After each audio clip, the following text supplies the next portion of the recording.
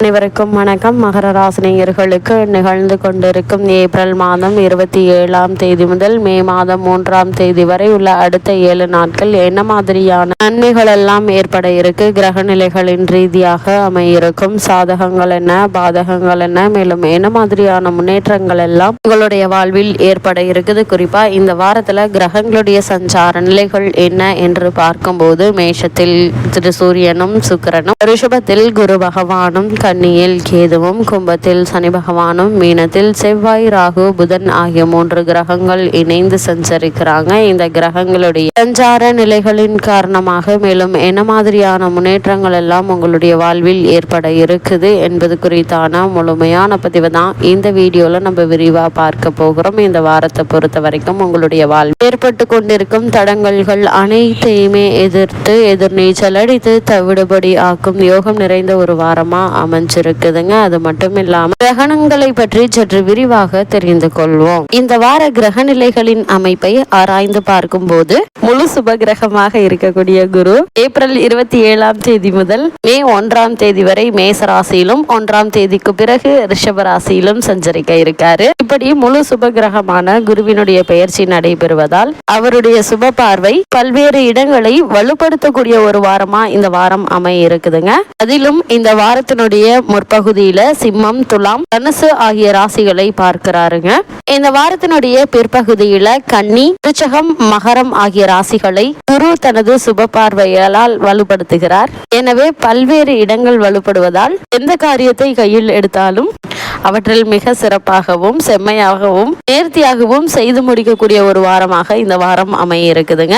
அதற்கு முழு சுப கிரகமான குரு பகவான் பக்க உறுதுணையாக செயல்பட இருக்காருங்க. முதலும் முடிவுமான சூரியன் தனது உச்ச ராசியில் உச்சம் பெற்று சஞ்சரிக்கிறாருங்க. இதன் காரணமாக இவ்வளவு நாட்களாக தடைபட்டு வந்த அனைத்து காரியங்களும் துரிதமாக நடைபெறுங்க. அதே போல ஆரோக்கியத்தில் ஏற்பட்டு வந்த தொல்லைகள் நீங்கி ஆரோக்கியத்தில் நல்ல ஒரு முன்னேற்றம் ஏற்படுங்க. உஷ்ண கிரகமான சூரியன் வலுப்பெற்றிருப்பதால் உடலில் ஏற்படக்கூடிய ஆரோக்கிய தொல்லைகள் குறையுங்க. புதிய வாய்ப்புகளும் அரசாங்க ஆதரவுகளும் கிடைப்பதற்கான சாத்தியக்கூறுகள் அதிகம் இருக்குதுங்க. ஆளுமையும் அதிகாரமும் நிறைந்து கிடைக்கக்கூடிய யோகத்தை உச்ச சூரியன் வாரி வழங்க இருக்கிறாரு. சுக்கிரனை பொறுத்த வரைக்கும் உச்ச பெற்ற சூரியனுடனும் குருவுடனும் இணைந்து சஞ்சரிக்க இருக்காரு. உச்சம் பெற்ற சூரியனுடன் சுக்கிரன் இணைந்திருப்பதால இந்த தருணங்கள்ல பல்வேறு பணிகளை பிரம்மாண்டமாக செய்து முடிக்கக்கூடிய ஒரு தருணமா இந்த வாரம் அமைய இருக்குதுங்க.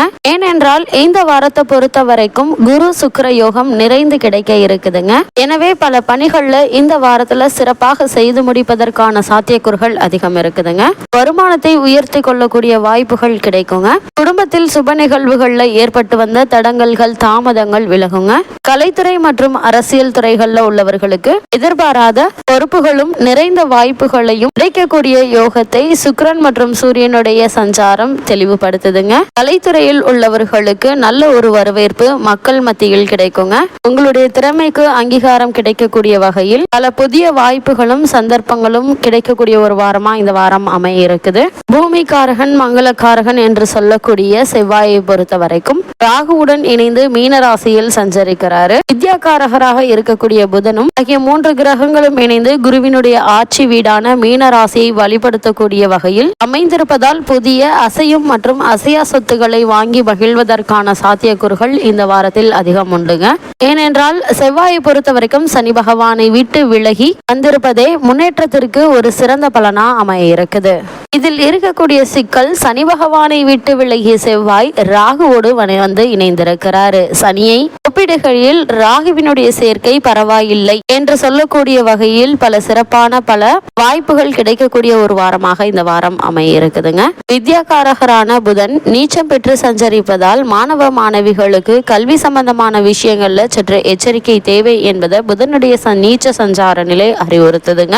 மற்றொரு நிழல் கிரகமாக இருக்கக்கூடிய கேது புதனுடைய ஆட்சி வீடான கன்னி ராசியில் சஞ்சரிக்கிறாரு. இதனால் பல தடைகள்கள் நீங்குவதற்கான யோகம் உண்டு. ஒரு சிலருக்கு ஆன்மீக பயணம் சென்று வருவதற்கான வாய்ப்புகள் உண்டு என்பதை கன்னிராசியில் சஞ்சரிக்கும் கேதுவினுடைய நிலை உறுதி அளிக்குதுங்க. ராகு மற்றும் கேதுவை பொறுத்த வரைக்கும் தன்னுடைய பாதையில் பாதி தூரத்தை கடந்துவிட இருக்கக்கூடிய இந்த நிலையில எதிர்பாராத பல முன்னேற்றங்களும் ஏற்படுவதற்கான சாத்தியக்கூறுகள் அதிகம் இருக்குதுங்க.